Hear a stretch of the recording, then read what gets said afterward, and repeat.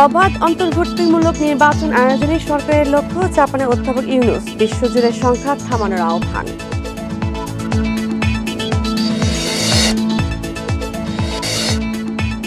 প্রশাসনিক সংস্কার নিয়ে বিপাকে সরকার, পরিবর্তন মানতে নারাজ কর্মীরা। সরকারের দক্ষতা প্রশ্নবিদ্ধ বলছেন বিশ্লেষকরা।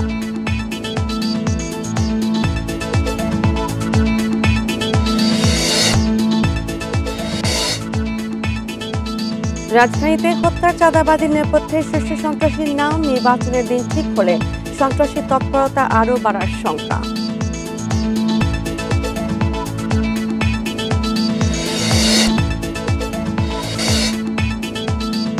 বাজেটে থাকতে পারে কালো টাকা সাদা করার সুযোগ, বাড়ানো হবে কর হার, দুর্নীতিকে সহায়তা করবে বলছেন বিশ্লেষক।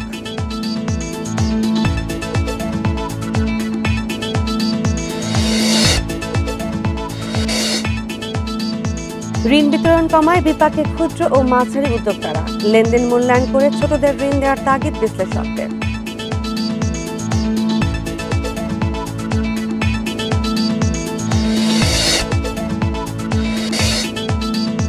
কোরবানির ঈদ ঘিরে জমে উঠেছে জেলা পর্যায়ের হাট। প্রতি হাটে কয়েক কোটি টাকা বিক্রি, চাহিদার চেয়ে বেশি পশু।